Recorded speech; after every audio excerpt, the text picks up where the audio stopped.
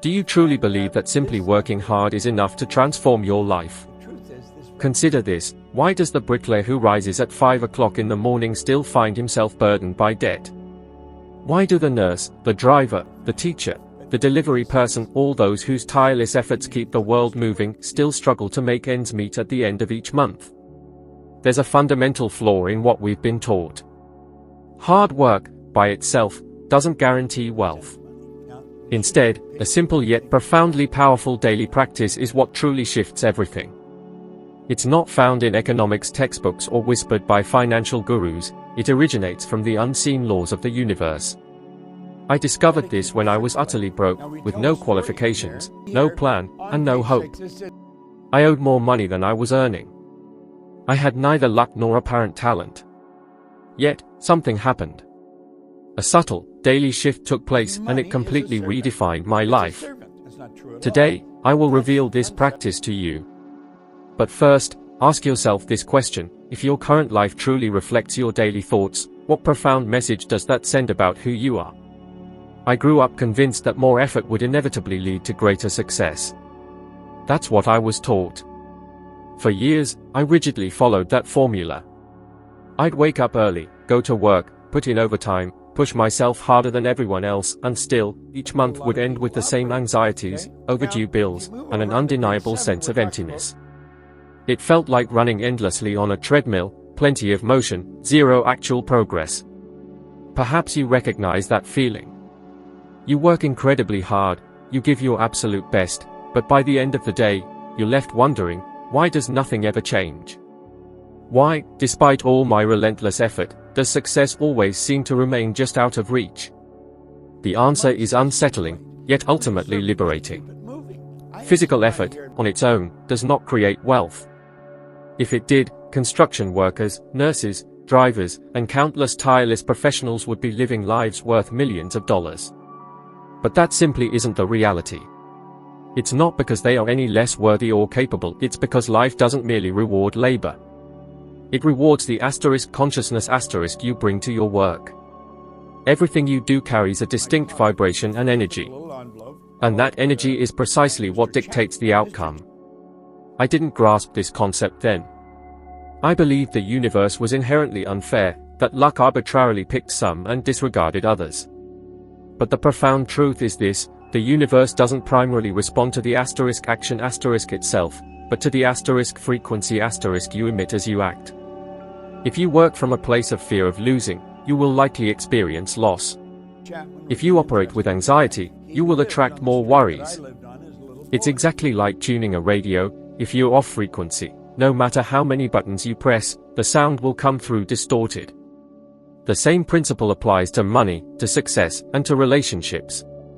Back then, I was living squarely in a state of scarcity. My entire focus revolved around what was missing: time, money, opportunities. The more I dwelled on this lack, the more it seemed to manifest in my life. I existed in a constant state of reaction to bills, to debts, to new problems. Every time my paycheck landed, it already had a destination. It was an unending cycle. One month bled into the next, and sheer exhaustion became the sole indicator that I was still even trying. But then something within me started to question.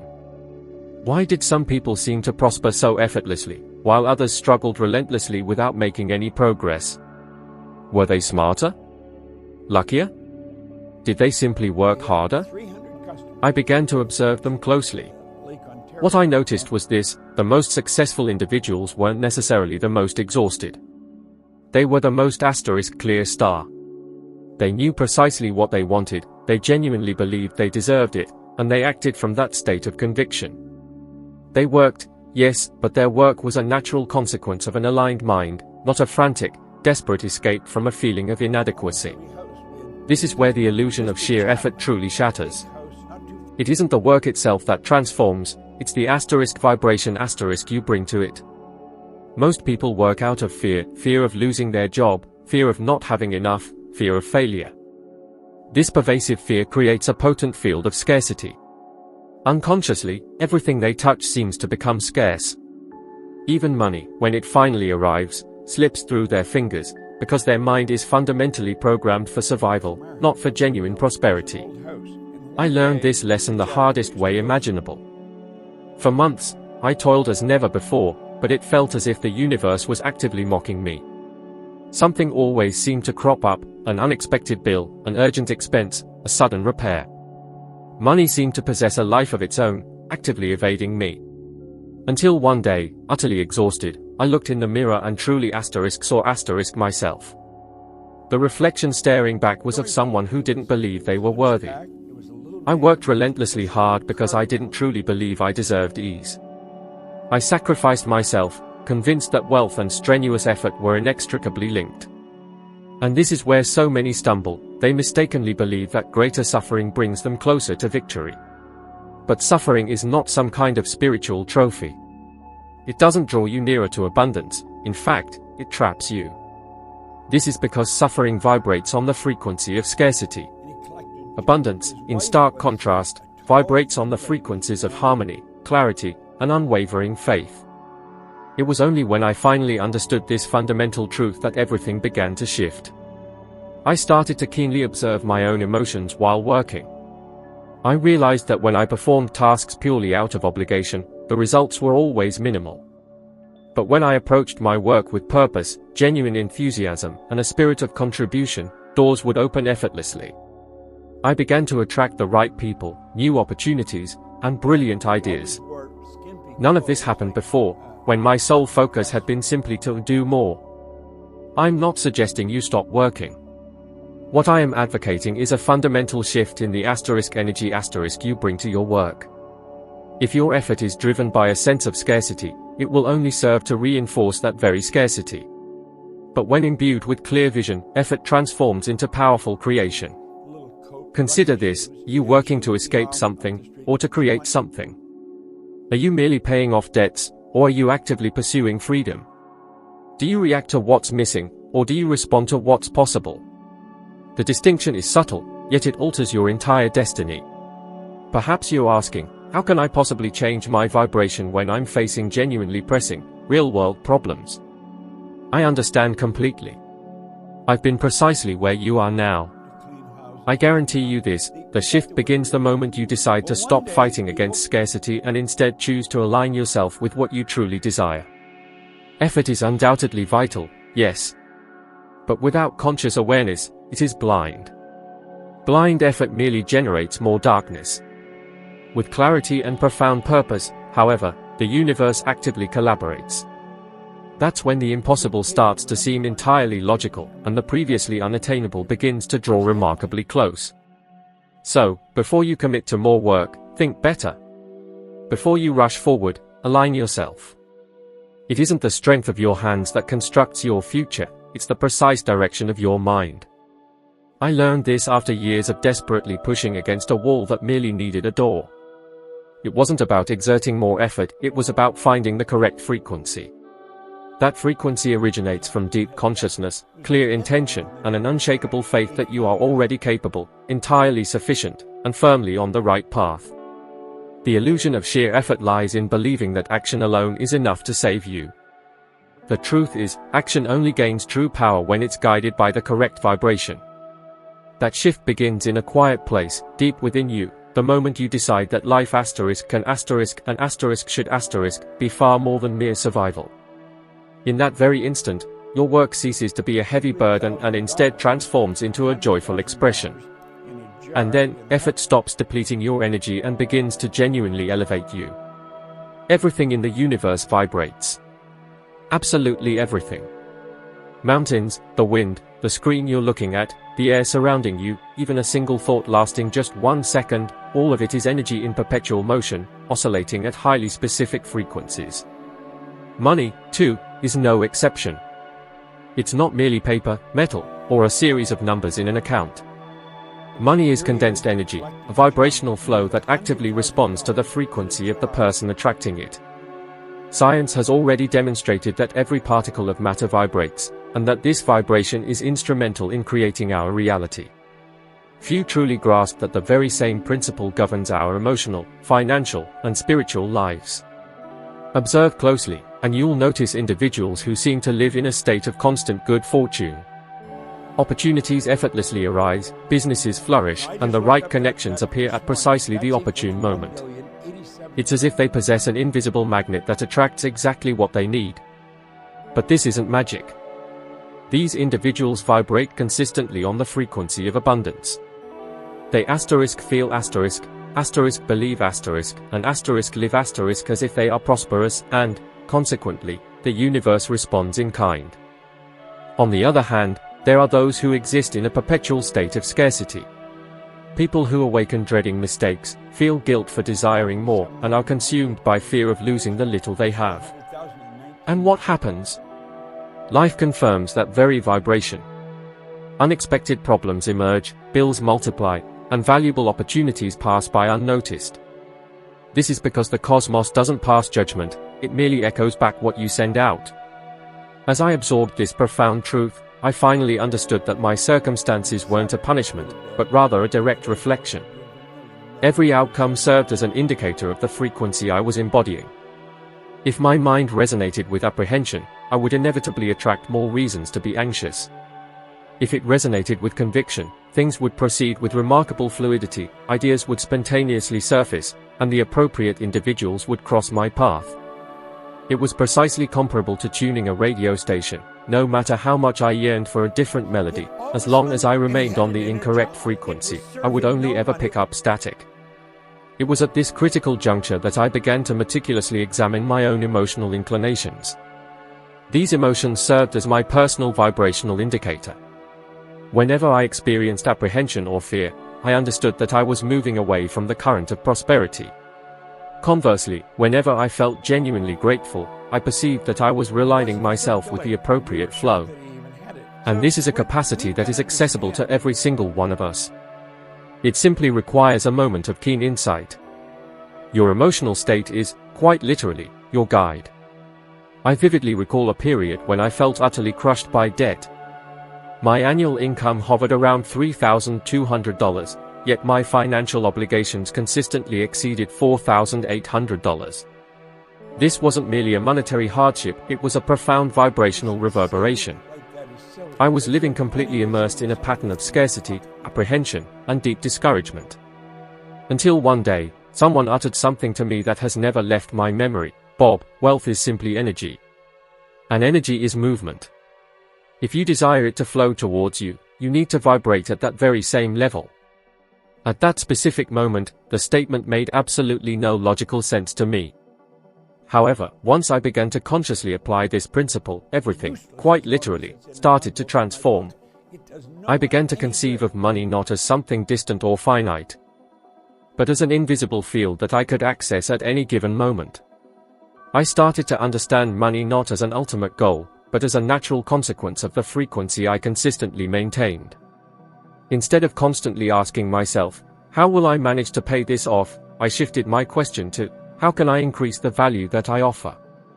This seemingly simple modification in perspective lifted me out of the resonance of scarcity and firmly placed me into the resonance of creation. Understand this, money is a neutral oscillation. It possesses no inherent morality, it is neither intrinsically good nor bad. It simply responds to the intention that propels it. When you fear it, it recedes. When you respect it and comprehend it as a circulating force, it begins to flow back in your direction. It's precisely like a waterway. If you try to dominate it, it will either overflow or run dry. But if you learn to navigate in harmony with its current, it will guide you to places you could never have imagined reaching. And perhaps you've already noticed this phenomenon. There are days when everything simply seems to conspire in your favor. You think of someone, and that very person contacts you. You contemplate an opportunity, and it miraculously materializes. This isn't mere coincidence. This is vibrational alignment. Your mind functions as a potent antenna, incessantly emitting signals and receiving corresponding feedback. When you radiate gratitude, affection, and security, you are literally tuning your antenna to pick up on the highest potentials. But when you emit doubt, fear, or resentment, the signal becomes weak, and what manifests is disorder, procrastination, opposition. The cosmos doesn't react to what you ask for with words, it reacts to what you consistently feel. You might say, I want to be fortunate, But if deep down you feel undeserving or that it's too hard, the universe will only pick up on the feeling, not the words. That's why the most effective approach you can take is to monitor your emotional frequency throughout your journey. When you feel apprehension, reorient your focus. When you catch yourself complaining, shift your vibration with an idea of appreciation. It sounds overly simple, I know, but power truly lies in simplicity. I started practicing this daily. Even in the most challenging moments, I consciously chose to raise my vibration. When unease surfaced, I would close my eyes and visualize myself living in peace. When debt weighed heavily, I imagined the relief of having paid it off. And something extraordinary began to manifest. I felt transformed. Light. And this lightness showed up in my actions. Ideas came with greater clarity, the right people appeared, and life began to harmonize around my new frequency. Vibration is like the secret language of the cosmos. When you learn to master it, everything begins to react in alignment. And the most surprising thing is that it doesn't require physical effort, it solely demands discernment. It requires you to look within and ask, what am I resonating with right now? Fear or conviction? Lack or abundance? The answer to that question determines what you will attract. And upon grasping this, you will stop seeing yourself as a victim of circumstances and begin to act as a co-creator of your own reality. For money, success, love, and health are not outside of you.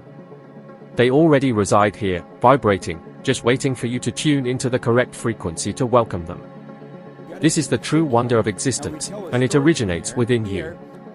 There was an occasion when everything became clear to me, and, simultaneously, profoundly uncomfortable. I was sitting before an individual who, without delay, took a blank sheet of paper and drew a large A. He looked me in the eyes and declared, "Bob, this is your result." And results never lie. They precisely reveal the frequency you are projecting. In that moment, I assimilated something that forever altered the perspective with which I viewed life. What I had classified as misfortune, destiny, or injustice was merely the faithful mirroring of the frequency I maintained internally. That A symbolized more than numbers or occurrences, it was a reflection of my consciousness. During that period, I resonated with lack. My emotions, my ideas, and even the words I used carried the burden of scarcity. When someone asked about my well-being, my answer was invariably the same, just making ends meet. This phrase, repeated unconsciously, was an energetic proclamation. And the cosmos, obediently, gave me more reasons to just make ends meet. It was an imperceptible choreography between what I felt and what I received. What that man revealed to me with that simple drawing was that everything in life is cause and effect. The outcome we witness is always the effect. The cause resides within us, in the vibration we emanate each day. There is no exception.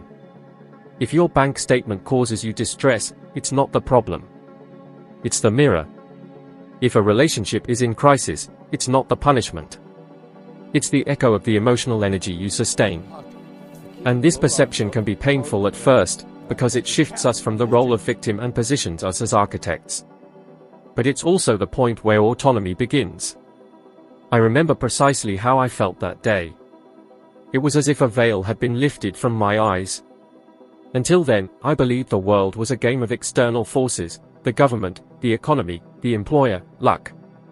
But what that man conveyed to me, with that simple sheet and that sketched A, was that the external world was merely a reverberation of my internal frequency. And that as long as I didn't change the sound coming from me, the echo would remain unaltered. That night, upon returning home, I remained in silence for several hours.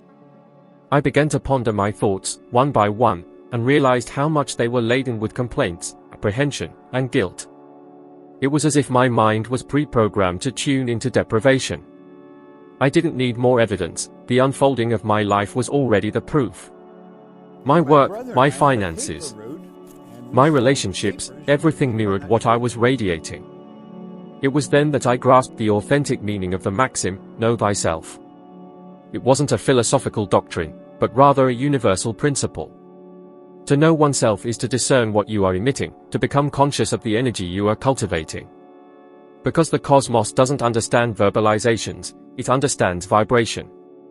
You can proclaim, "I want to prosper," but if you radiate fear, the vibration is what will be captured. And that vibration, invariably, will convert into your reality.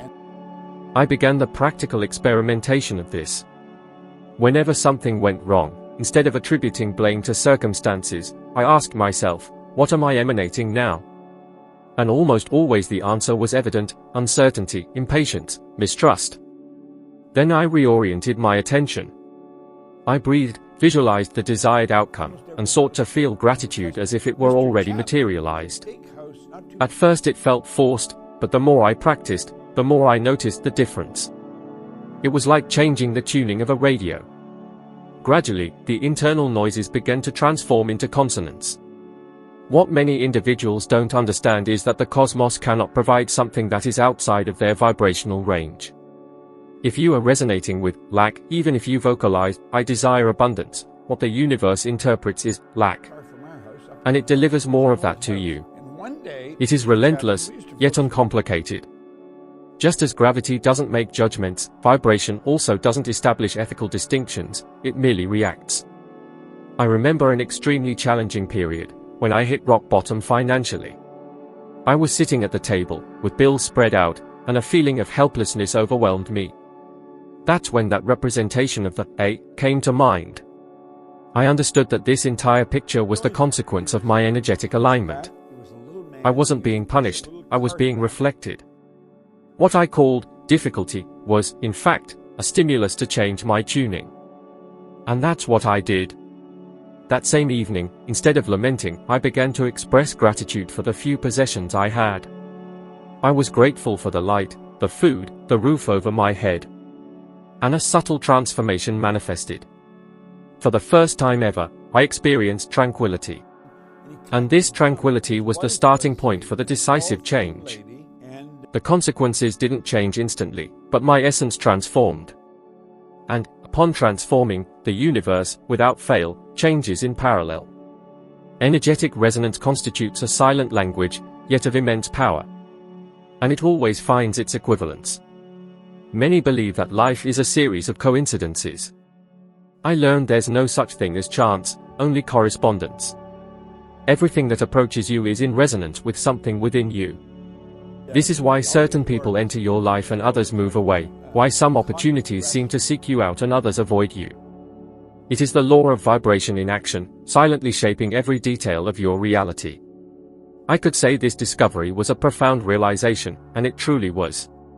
Because it forced me to confront an uncomfortable truth: I was the creator of everything, both success and setback, prosperity and debt, joy and lack. And if I had the power to generate the pain, I could also conceive the cure. The difference lay solely in the frequency I chose to sustain.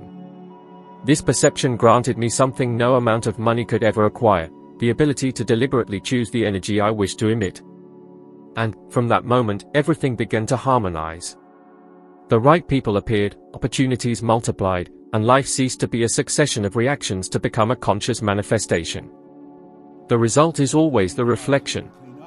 The question is, what are you presenting now? It was in the year 1961 that my existence began to change, and it all started with something that seemed laughable.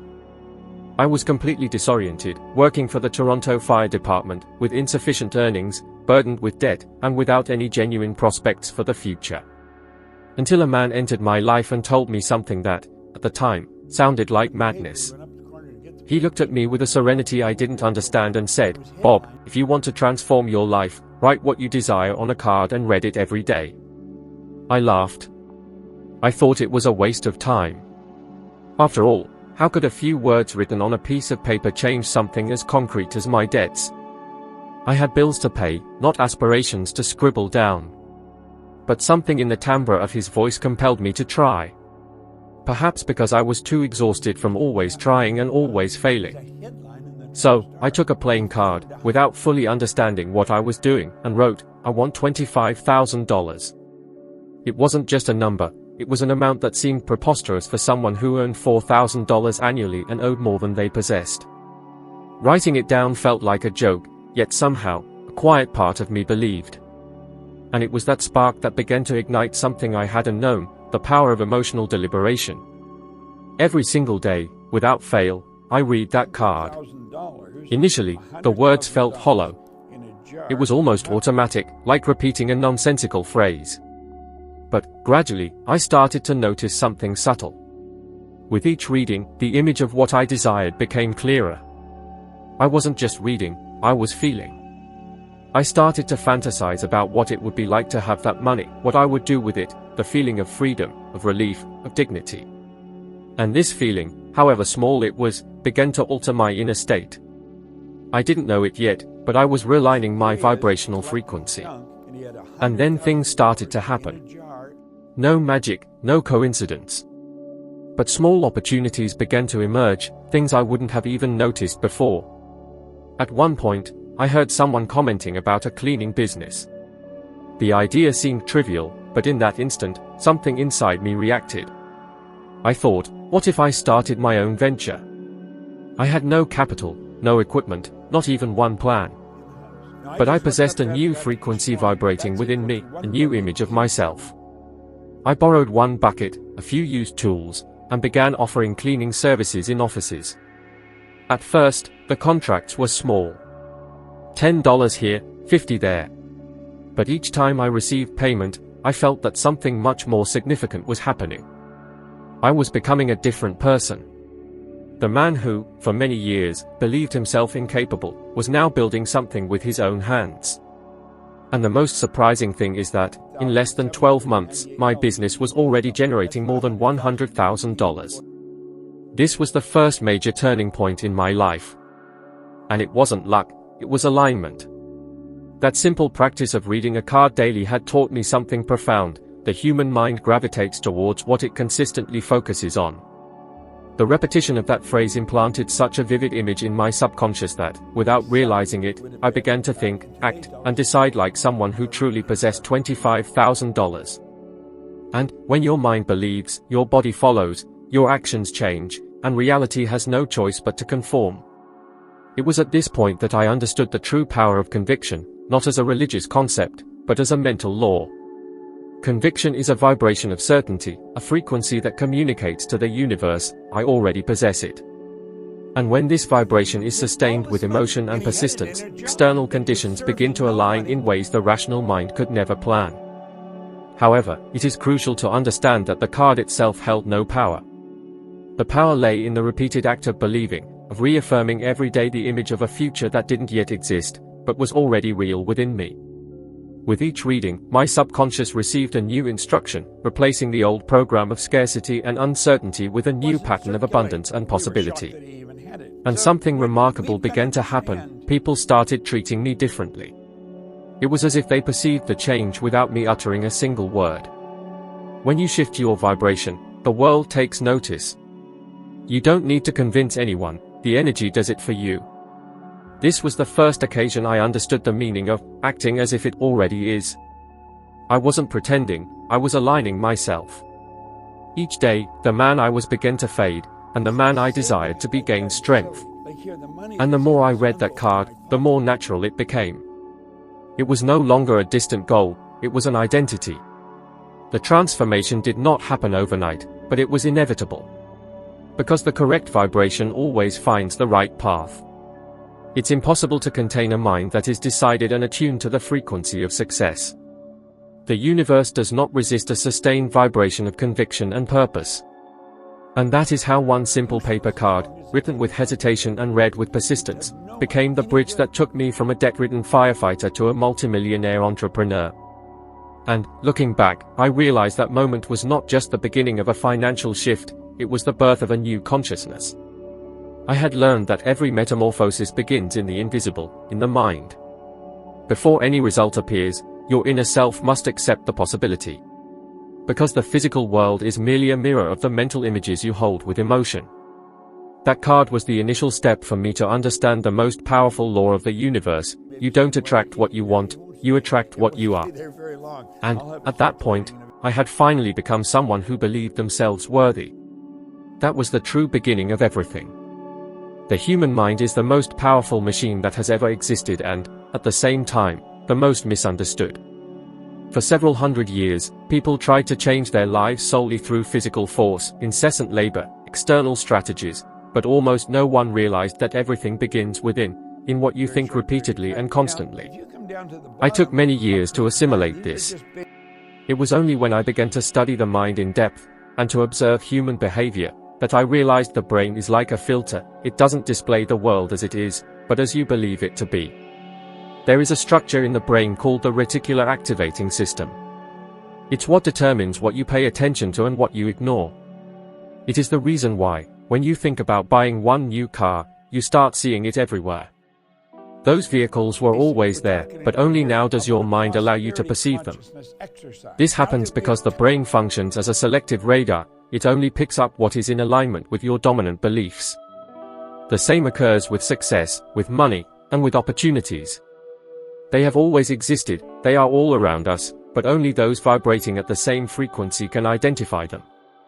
Thus, I affirm, scarcity and abundance are not financial realities, but states of mind. What is believed possible defines what the brain recognizes as accessible. If the belief is that money is difficult, the mind suppresses possibilities that prove the opposite. However, by choosing to believe that money flows freely to me, the brain begins to highlight facts, people, and concepts that corroborate this new belief. And the more this belief is reinforced, the more the reticular activating system reorganizes to support it. This is neuroscience, not mysticism. The reiteration of an idea is like a path forged in the wilderness. At first, it's arduous to traverse, full of impediments, uncertain. However, the more one walks along it, the easier the journey becomes. It is precisely how thoughts build neural pathways. With each repetition, the connection strengthens, becoming more automatic. And, suddenly, one no longer needs to try to think positively. Your mind begins to operate from that new programming.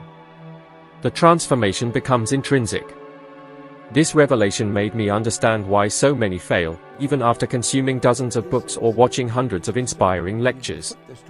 They feed their minds with new ideas for a few days, but soon revert to their old patterns.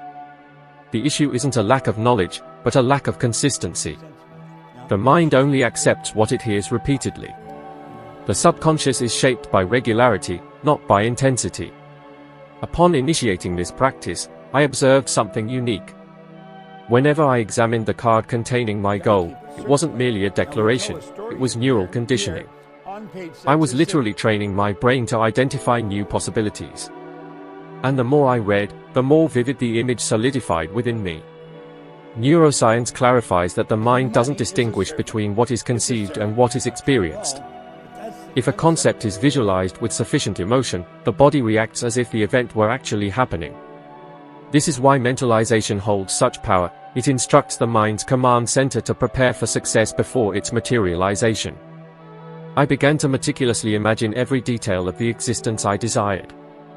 I saw myself waking up in a serene environment, driving the car of my dreams, engaging in stimulating conversations, experiencing contentment and recognition. At first, it seemed merely a cognitive pastime. However, as I maintained this daily routine, I began to perceive that the surrounding environment shifted to align with my internal perception. Individuals began to appear, opportunities presented themselves, and thoughts that previously eluded me began to germinate. It wasn't coincidence. It was the neurology of consciousness at work. The inner resonance was changing the frequency of what I attracted to myself. And it wasn't about opportunities miraculously springing from thin air, they were always present. The element that transformed was my focus. And focus is paramount. It represents the link between what is unseen and what manifests, between ideation and materialization. A clear illustration of this lies in one experience we have all shared. In a state of passion, the universe seems more attractive, more vibrant. One notices new melodies, more intense colors, distinct energetic disposition in people. In reality, nothing external has changed, the change occurred within you.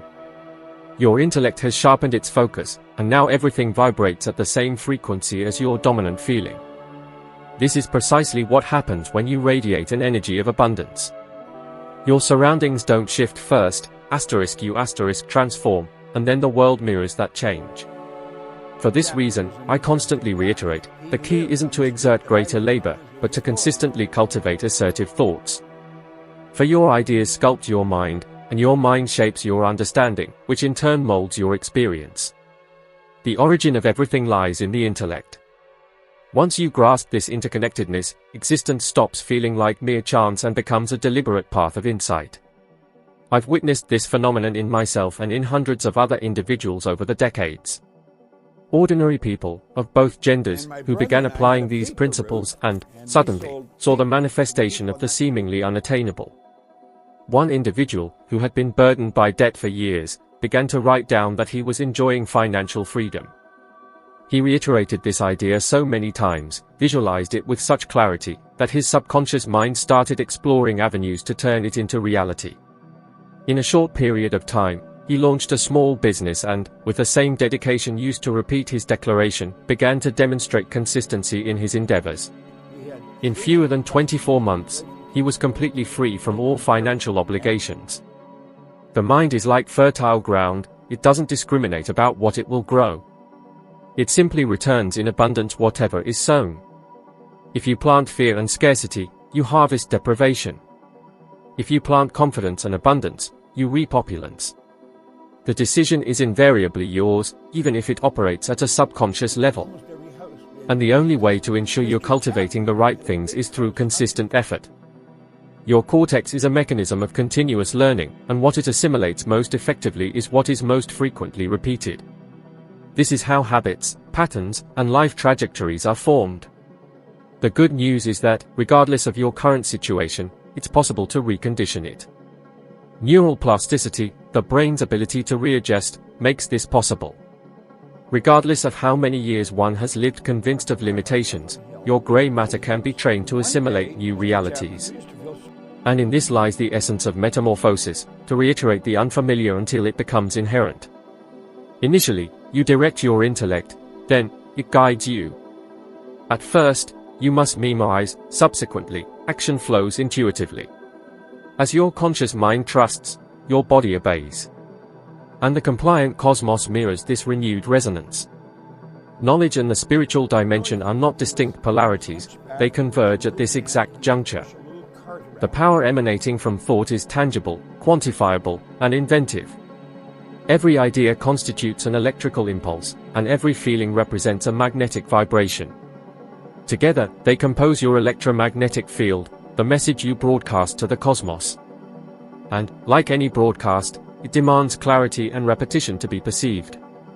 This is how I altered my life's trajectory, not through sheer luck, nor by miracles, but through perseverance and insight. The human intellect is a sacred instrument. And by learning to wield it, there are no limits to what you can manifest. Every desire already exists in a latent state. The only task is to refine your attention, reiterate the new pattern, and allow the appropriate resonance to unveil what has always been accessible. Because, ultimately, the cosmos doesn't originate what you desire. It merely intensifies what you continuously hold in your mind. There's a method so straightforward that most people overlook it, precisely because it seems too elementary to be effective. Yet, this is the foundation of all genuine change, the seed that fosters lasting affluence. Such a practice involves clearly documenting your true desires and revisiting that record daily, with genuine feeling and full attention, until it's fully assimilated. This is what I did when I wrote on my card, I desire $25,000 ****. I had no idea how such a feat would materialize. However, observe, the how was never the obstacle. The challenge always lay in the depth of your conviction. The goal card represents more than just a piece of paper. It serves as a resonance guide. With each reading, feeling, and connection to those words, you emanate a frequency to the cosmos, and, crucially, to your subconscious domain. You then begin programming your mind to seek, identify, and act in alignment with what you desire. It's akin to setting your consciousness's GPS. Suddenly, everything that previously remained imperceptible begins to manifest. Circumstances that would have been overlooked emerge, concepts that seemed unattainable align, suitable individuals appear on your path. This isn't mere coincidence. It's resonance, it's alignment, it's applied psychological insight. However, the decisive aspect is this, it's crucial to *feel* the emotion. Simply reading the words mechanically won't yield results. The power lies in the feeling. When you read what's written and feel as if the realization has already occurred, your body begins to resonate with the frequency of fulfillment. The mind, as neurological science has already demonstrated, doesn't distinguish between a genuine experience and one vividly imagined. In other words, by being able to experience the joy of victory before its occurrence, you are, in fact, programming your mind and your body to progress towards that stage. I did this every single day. I inspected my card in the morning and at night, and, gradually, I began to observe a change in the behavior of my psyche. The perception of scarcity began to fade, and a new sense of conviction began to blossom within me. It was as if, suddenly, I was certain that it all already belonged to me, merely in transit. And this certainty transformed my vibration. My speech altered, my walk changed, my choices shifted. The world hadn't changed, I had transformed. Individuals ask me, but does this apply to everyone? And I answer, it's effective for those who choose to act not merely to understand . In this lies the core of the mystery. Knowledge becomes inert without corresponding action. It is possible to watch every video, read every book, verbalize every optimistic affirmation, yet, without daily application, no change occurs. Consistent practice is what converts theoretical knowledge into vital energy. It establishes the connection between your desires and your lived reality. Therefore, if you desire genuine transformation, begin at this exact moment. Get a piece of paper and write down your desires. Not what you think is achievable, but what you truly aspire to. Detail with precision. Give contour, hue, density, and feeling to your aspiration. If your goal is economic independence, write something like, I feel economically free and effortlessly obtain $15,000 every month with contentment. Write it as if it's already a true occurrence, using the present tense, because the subconscious mind doesn't grasp the future or promises, it understands the current state. Examine this card several times throughout the day. Upon waking, before falling asleep, and at all moments when you experience fear or uncertainty. And do not limit yourself to reading, try to experience that moment.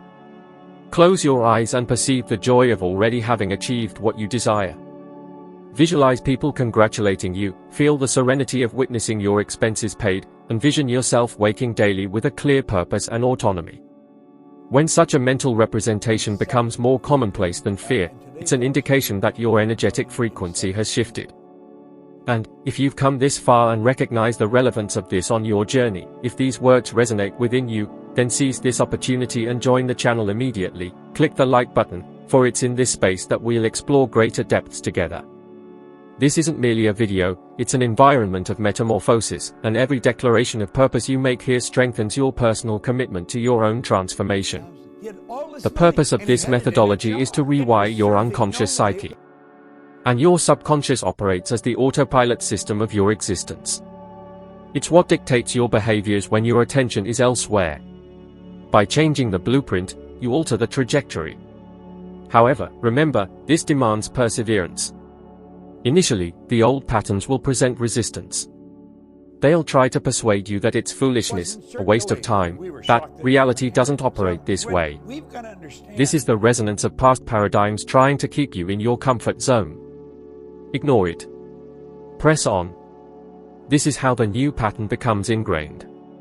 With each repeated reading, with each feeling experienced, you strengthen the mental representation of your renewed reality.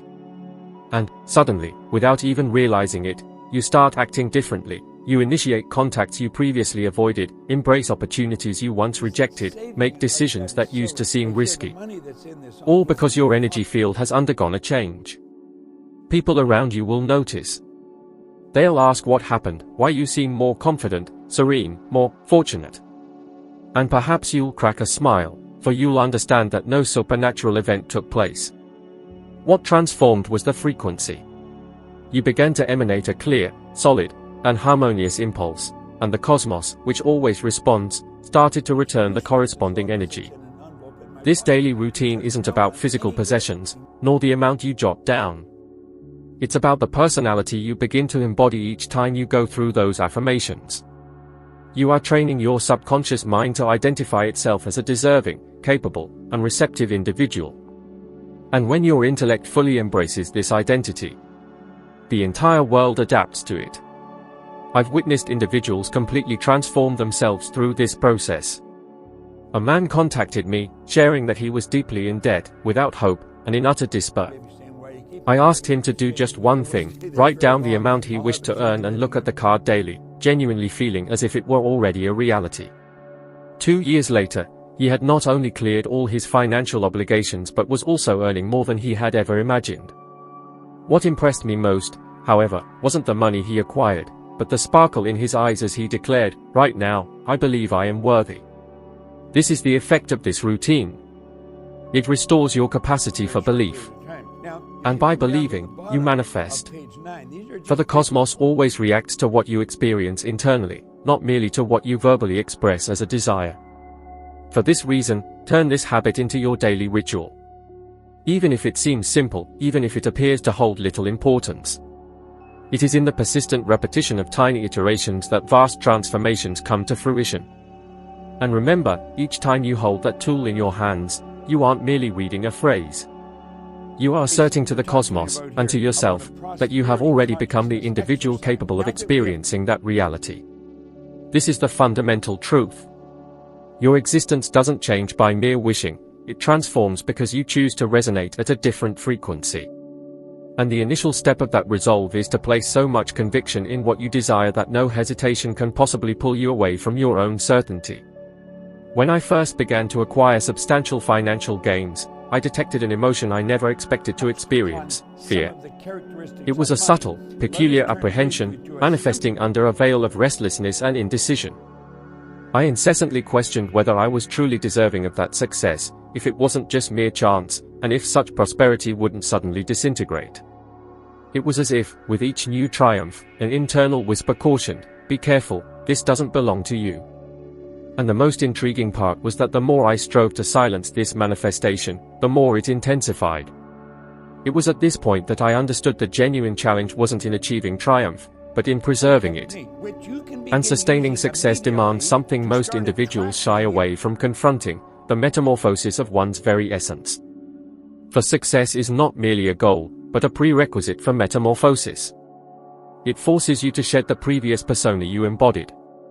The self that counted pennies, that felt guilty for desiring greater prosperity, that considered enrichment a synonym for greed, that entity cannot exist at a new level of abundance.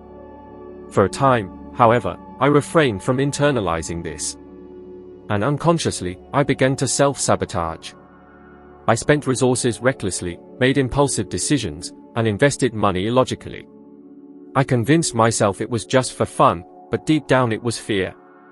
Fear of becoming someone I didn't yet recognize.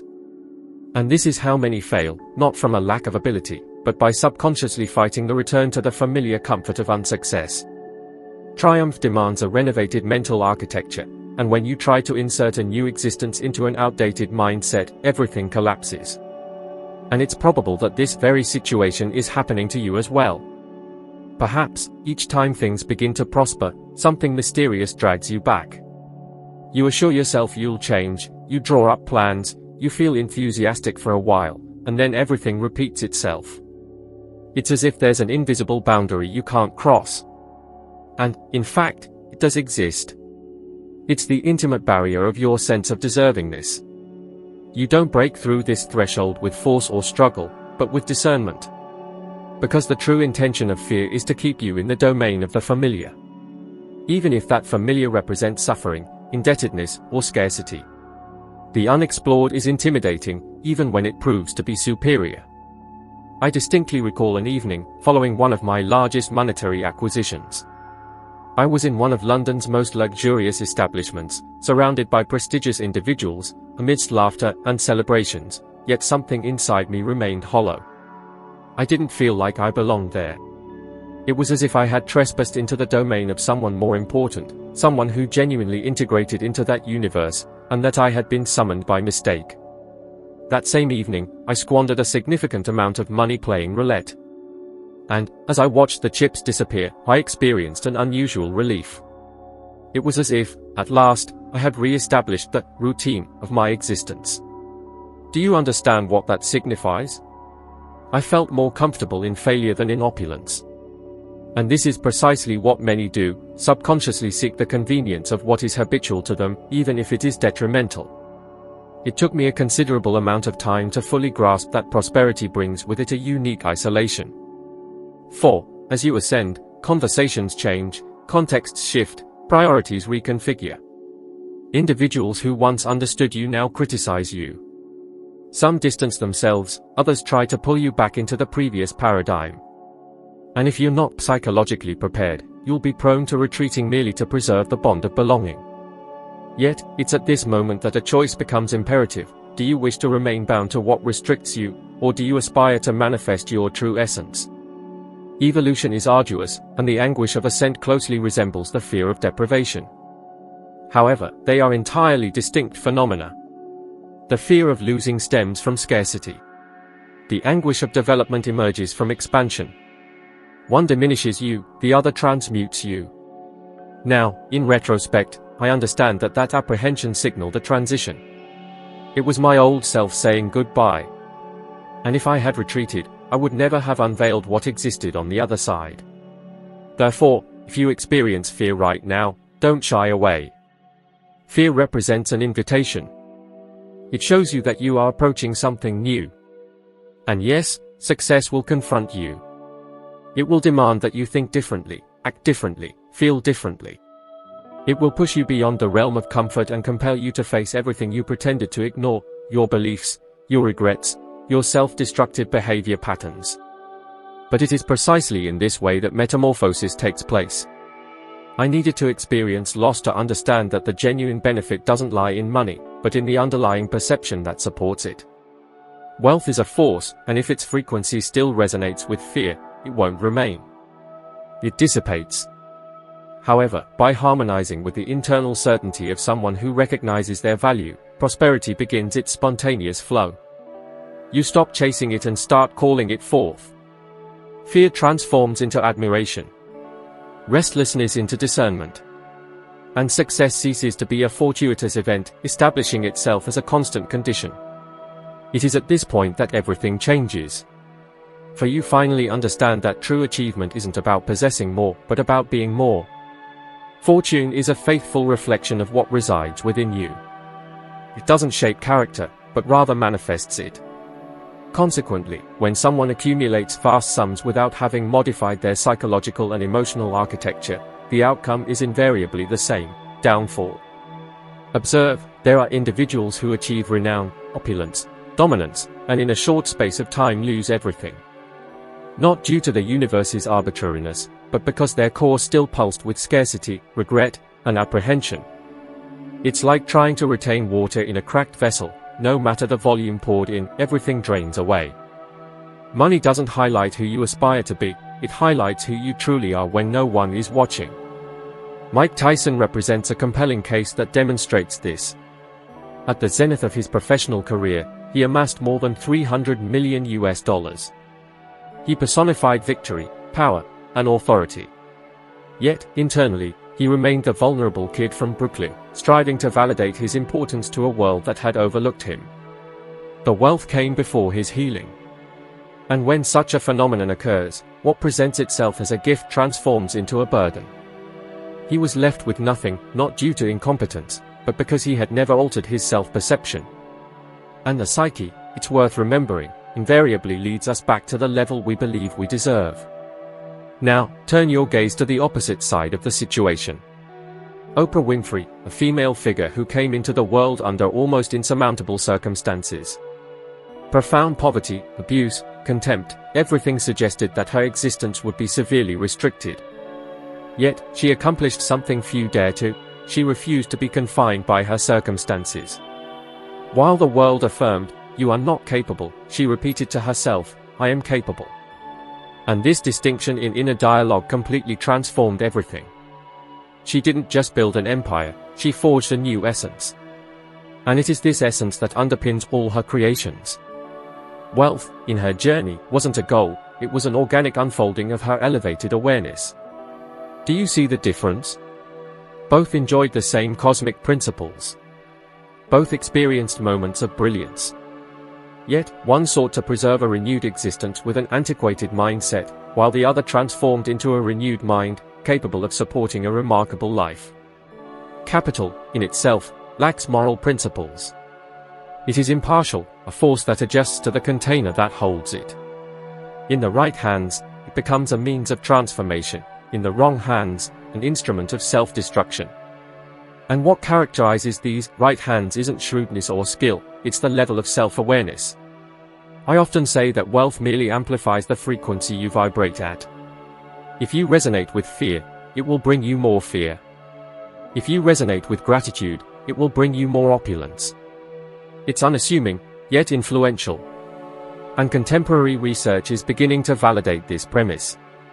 Studies on emotional contentment and abundance indicate that individuals with a high sense of worthiness tend to build and sustain wealth with far greater consistency.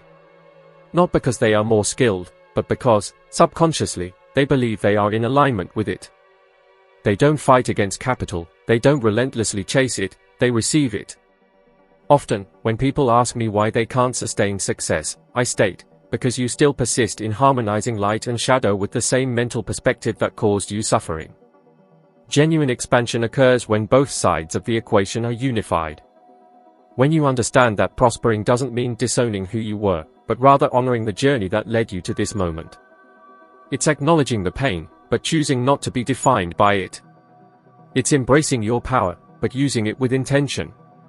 Keep in mind, wealth doesn't transform individuals, it merely strips away the facade. It will reveal your fears, your dependencies, your deepest beliefs. And for this reason, self-reflection forms the bedrock of abundance. 4.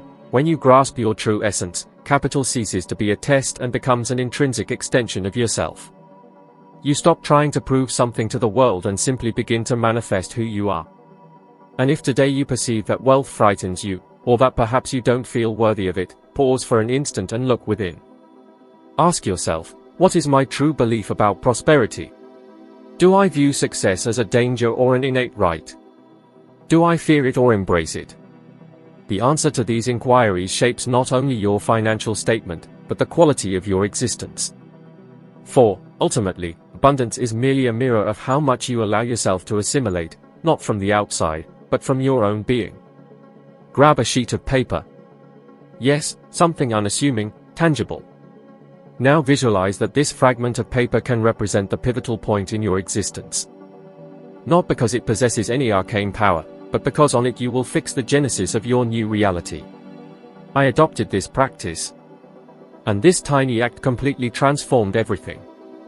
I recorded there what I genuinely desired, not what seemed feasible, not what others thought I should want, but what made my heart race. At that time, I barely had enough to pay my debts, yet, I wrote, I received $25,000 a year. It was a sum that seemed unattainable to me, and perhaps for that very reason, it proved so impactful. For several weeks, I consulted that little piece of paper daily. At first, my mind scoffed at me. I would look at those words and think, who am I fooling? However, gradually, a peculiar phenomenon began to manifest. I began to experience sensations. Not merely to decipher, but to truly live what it would be like to inhabit that reality. What would I do with that amount? What would it be like to wake up each morning knowing I had reached that outcome? And, by doing so, something within my essence recalibrated. It was as if a new frequency was being established within my being. Ideas began to emerge, opportunities presented themselves, unknown individuals crossed my path. And none of these occurrences were coincidental. Most human beings wait for the external situation to change first before believing, but the cosmos doesn't operate that way. It is imperative to believe beforehand. For belief is what alters the vibration. And the material plane always responds to frequency, never to pronouncements. It was at this point that I understood that the simple act of writing is much more than a declaration, it's a vibrational commitment. When you commit what you desire to paper, you are communicating to yourself, I dedicate myself to this representation. It's as if you're transmitting to the universe, this is where I yearn to be. This is where I belong.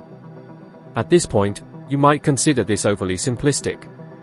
You might suppose that writing on a sheet of paper and reviewing it daily won't cause any change. However, it is precisely its simplicity that gives it such potency. The human psyche tends to reject the uncomplicated, believing that what catalyzes transformation must necessarily be intricate. Yet, the reality is that significant transformations spring from minimal acts repeated with conviction. Repetition is what recalibrates the programming. By reading your card successively, you are nourishing your subconscious with a new blueprint. And the subconscious is what, in fact, truly directs your existence. Often, people ask me, Robert, but what if I don't truly believe in what I'm writing down?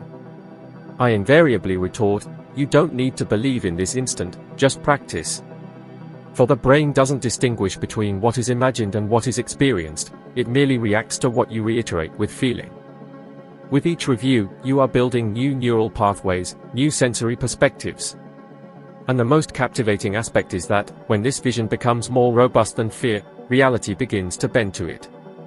You stop fighting against circumstances and start magnetizing what is in alignment with your newly established psychic matrix.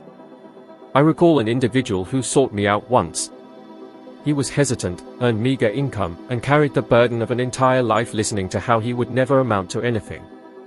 I handed him a blank index card and urged, write down what you truly desire. He smiled, considered the suggestion childish, but ended up writing, I receive $10,000 a month. At first, he could barely vocalize it. However, he resolved to commit to the methodology. He wrote, folded the document, and began carrying it in his wallet. Daily, he consulted the card before leaving his home. In a brief period, he began to modify his attitudes. He requested a salary increase, started a new training course, expanded his enterprise. After a lapse of 2 years, he sent me a letter informing me that his earnings amounted to $30,000 a month. And, at the end, he added something that never left my memory, Robert, the amount was merely the consequence. What truly changed was the person I became. This is the true power of the written word. It not only materializes something, it transforms you into the kind of person capable of sustaining what you desire. Each reading solidifies your new essence, generating aligned behaviors. By changing your self-perception, your approach to life changes. The cosmos reacts to this with relentless precision. The mind is a receiver. If it vibrates at scarcity, it will attract more lack. However, if you tune into abundance, you'll notice opportunities always present, but previously unnoticed. This is the real marvel, you don't create from nothing, but you change what you can perceive. Everything has always been there, awaiting your alignment. So, write down your desires. Fold the paper. Carry it with you. Read it morning, noon, and night. With each reading, feel as if it were real. Not only visualize what you would have, but how you would feel being that person. If, by chance, you doubt, keep going. For the act of persisting is what separates dreamers from doers. Persistence is a form of belief. With time, you will notice something singular. The world doesn't suddenly transform, it is you who changes. When you change, the world reacts. People will treat you differently, previously closed doors will open, and the impossible will become natural. When this manifests, you will observe that piece of paper and understand that it was never just a card. It was the first step to becoming who you were always capable of being. Before you go about your day, take a deep breath and think about who needs to hear this. Someone perhaps trapped in doubt, fear, or believing it's too late to change. Share this video with that person. You never know how much a simple message can transform a life. My gratitude for your presence, for listening with an open mind, and for allowing these words to find a place within you. Keep practicing, keep believing, for the process has already begun. I await you in the next video, where I will take another step in the journey of expansion and discovery. Until then, keep your mind on the right frequency, of what you truly desire to be.